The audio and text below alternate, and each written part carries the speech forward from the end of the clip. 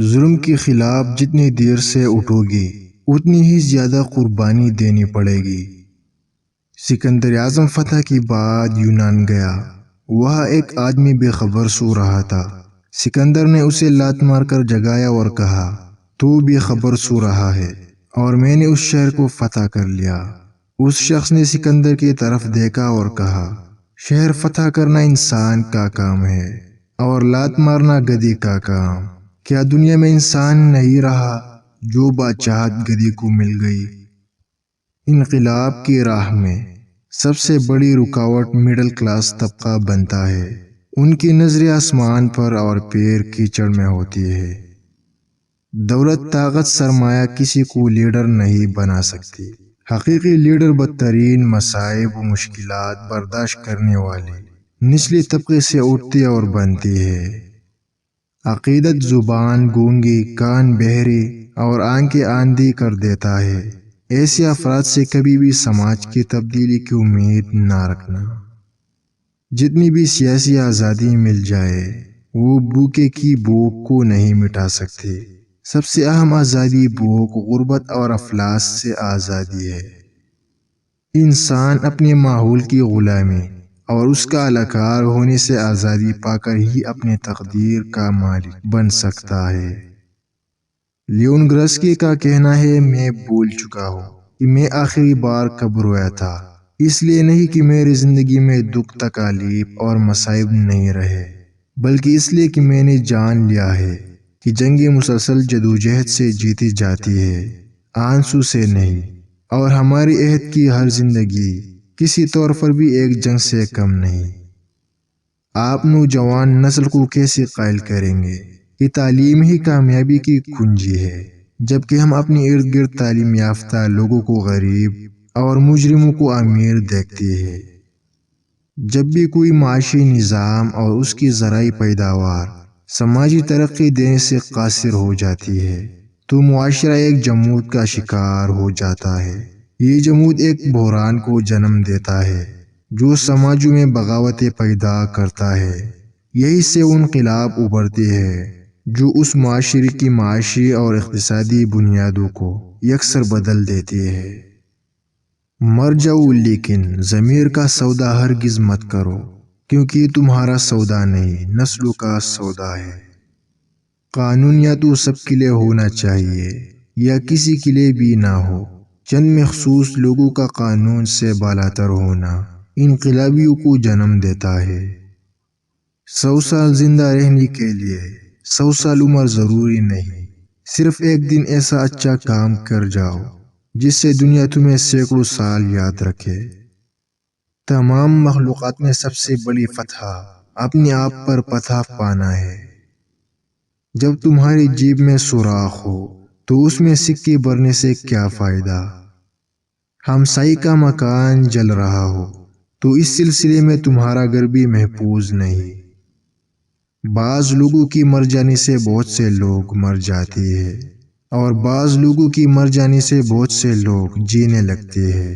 یہ اپنے اپنے کردار کا نتیجہ ہے۔ مانگنے والے کو دنیا دیتی ہے اور دینے والے کو اللہ دیتا ہے۔ دنیا کی ہر چیز سے فائدہ اٹھائے پر کبھی کسی کمزور کی مجبوری کا فائدہ نہ اٹھائے۔ بڑے آدمی کے ساتھ تصویر بنا کے اس سے اپنا تعلق ظاہر کر کے خوش ہونا، یہ بھی ذہنی غلامی کی ایک قسم ہے جو کہ آج کل عام ہے۔ جس کو دولت مل جاتی ہے اس کو پر مل جاتی ہے۔ اگر غریبی کے بعد دولت ملے تو وہ اچھی ہوتی ہے بنسبت اس کے کہ دولت کے بعد غریبی ملے۔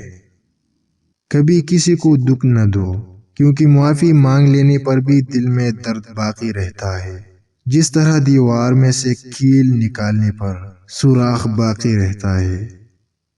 دولت اور عہدے انسان کو عارضی طور پر بڑا کرتے ہیں، لیکن انسانیت اور اچھا اخلاق انسان کو ہمیشہ بلند درجے پر رکھتا ہے۔ رشتوں کی خوبصورتی ایک دوسرے کی بات کو برداشت کرنے میں موجود ہے۔ جب بھی انسان کی عیب تلاش کرو گے تو اکیلے رہ جاؤ گے۔ کسی کے گھر جاؤ تو اپنی آنکھیں قابو میں رکھو اور جب اس کے گھر سے نکلو تو زبان قابو میں رکھو تاکہ وہاں کی عزت اور راز دونوں محفوظ رہے۔ کمال بات یہ ہے کہ لفظوں سے ہی خاموشی ٹوٹتی ہے اور لفظ ہی خاموش کر دیتی ہے۔ اللہ کا بنایا ہوا ہر شخص خوبصورت ہے، بس کمی ہمارے اخلاق اور رویوں میں ہے۔ حساب اگر جج سے مانگو تو توہین یا عدالت، مولوی سے مانگو تو کافر، اور اگر جرنیل سے مانگو تو غدار۔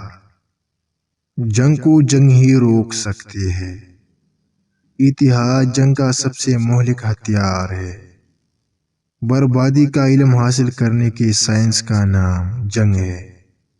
امن کبھی برا نہیں ہوتا اور جنگ کبھی اچھی نہیں ہوتی۔ حکومت ایک امانت ہے اور حکومت کے سارے اہلکار عہدیدار امانت دار ہیں۔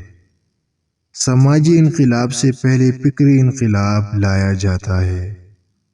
کسی سیاستدان کو جب خود بھی اپنی کسی بات پر یقین نہیں ہوتا اور لوگوں کو اس بات پر یقین کر کے دیکھتا ہے تو حیران رہ جاتا ہے۔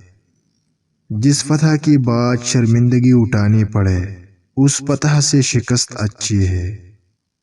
قانون حکمرانوں کے ہاتھوں میں جبر کا ایک ہتھیار ہوتا ہے۔ قانون امیروں کے لیے ہے اور سزا غریبوں کے لیے۔ ہٹلر کا کہنا ہے کہ میں چاہتا تو دنیا کے ساری یہودیوں کو مار سکتا تھا، مگر میں نے ان میں سے کچھ کو زندہ چھوڑ دی تاکہ دنیا کو پتہ چل جائے کہ میں نے ان کو کیوں قتل کیا تھا۔ قابل رحم ہے وہ قوم جو جہازوں کے ہجوم کے سوا کہیں اور اپنی آواز بلند نہیں کرتی اور ماضی کی یادوں کے سوا ان کے پاس فخر کرنے کا کوئی سامان نہیں ہوتا۔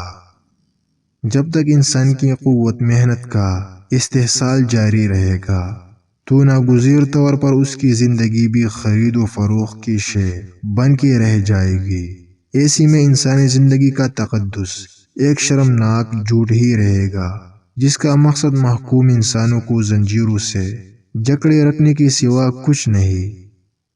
پھنسے ہوئے طبقات کے حقوق کی جدوجہد شکمسیر لوگ نہیں کر سکتے۔ ویڈیو دیکھنے والے معززین، امید کرتا ہوں آپ لوگوں کو یہ ویڈیو اچھی لگی ہوگی۔ اسی طرح مزید اچھی ویڈیوز کے لیے آپ لوگوں سے گزارش ہے کہ چینل کو ضرور سبسکرائب کریں۔ فی امان اللہ۔